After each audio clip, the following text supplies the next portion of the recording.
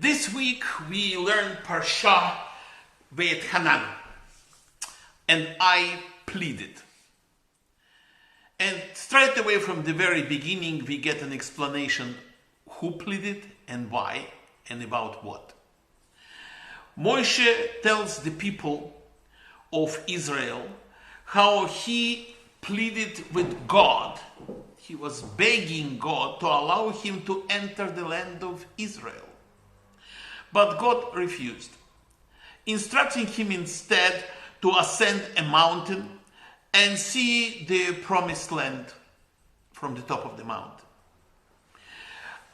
Then Moshe continues his review of the Torah and describes the exodus from Egypt and the giving of the Torah, declaring that the events which took place during all of this were unprecedented events in human history. This is what he says. Has there ever occurred this great thing, or has the likes of it ever been heard? Did ever people hear the voice of God speaking out of the midst of the fire and live?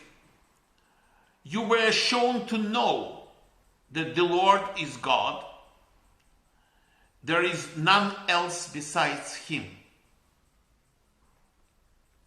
Moses predicts that in the future generations of Jewish people will turn away from God and will start worshipping idols, which unfortunately we know was correct.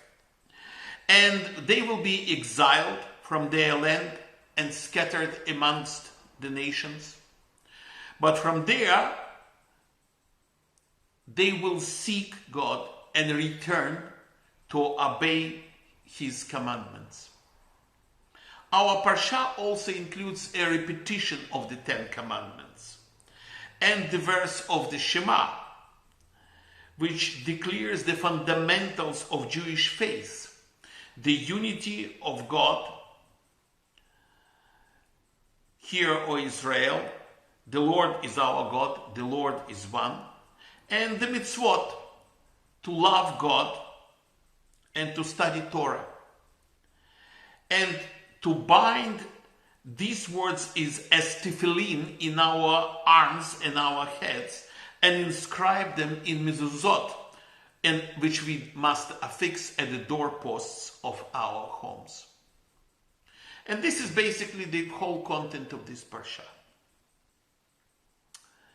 In essence, this parsha is talking about relationship between us Jews and Hashem. Right through the centuries of our history, and it foretells yours and mine eventual return to God, to Hashem. Yeah, I consider myself Baal Teshuvah, a returnee. It's talking about the commitment and love between us to Hashem, which is the same as a marriage, love commitment between a husband and wife. What is love commitment? Marriage. Today, many secular people in the West are commitment averse. They are reluctant to restrict themselves unconditionally to something or someone. In secular communities, the real pledges of loyalty, which is marriage in this case, are very much so diminishing factor, and that's a fact of statistics. Rabbi Sachs, in one of his articles, writes, definition of commitment is falling in love with something and then building a structure of behavior around it for the moment when love falters. Marriage is the structure of behavior which provides some sort of a security for the love, for the feelings between husband and wife. And the same applies here. And this is what Vaetchanan Parsha is all about. A fundamental theological statement of what Judaism is all about. It is an attempt to integrate law, relationships, rules, and narrative into a single vision of what we would be like to create, what we should create as a free society, with rule of law, under the sovereignty of God. A society of justice, compassion, respect of human dignity, and the sanctity of human life. And it is built around an act of mutual love and commitment by God to his people, to us Jews, and by us people to God. Just listen to these famous words from Shema in this week's Parsha. Shema Yisrael Adonai Eloheinu Adonai Echad. Baruch Shem Kavod Malchuto Le'olam Va'ed, saying that in the half voice. And then Ve'echavta et Adonai Eloheicha B'chol levavcha u'v'chol nefshecha u'v'chol madecha. What does it mean? The first phrase, hear, O Israel, the Lord is our God and the Lord is one. And then the major statement, and you shall love the Lord your God with all your heart and with all your soul and with all your might. In many respects, Torah is the foundational story of the sometimes turbulent marriage between God and often stubborn, stiff-necked Jewish people. But it is a story of love.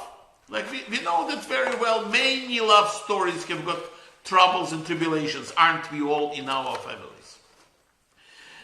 And then that brings us to recite the 10 commandments which were given to Moses, engraved on 2 stone tablets, and 5 commandments on each tablet.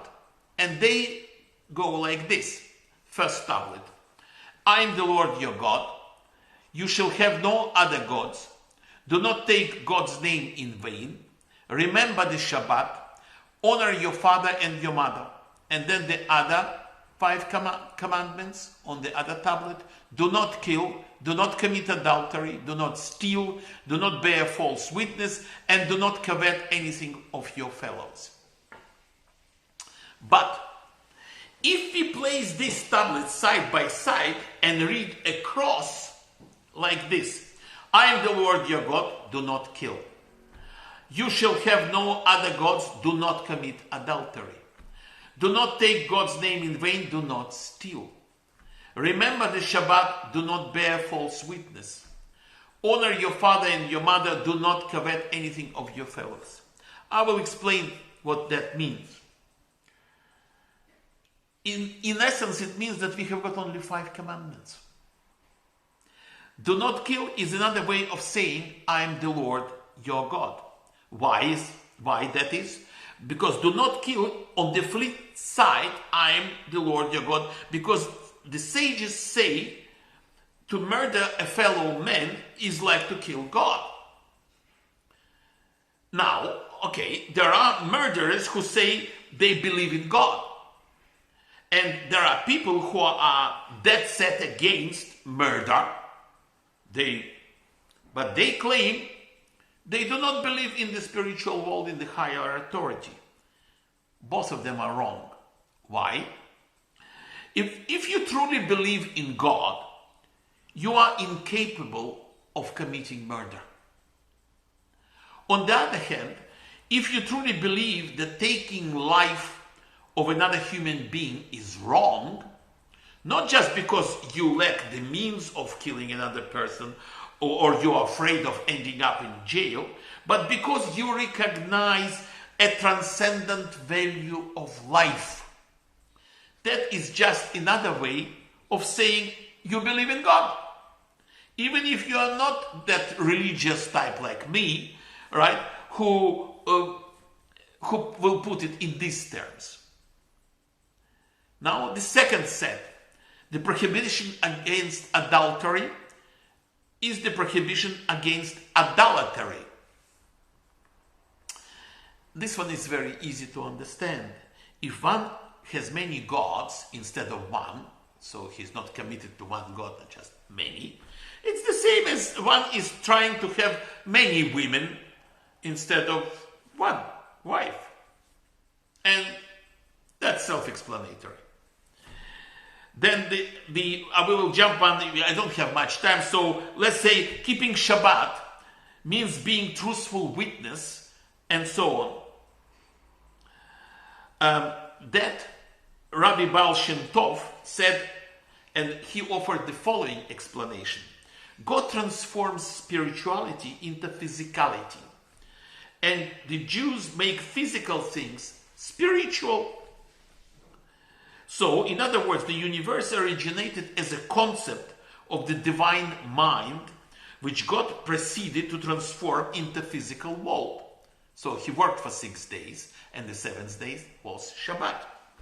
The task and the role of Jews is to take that physical world and turn it back into the divine idea. Yes, you got it. We do mitzvot.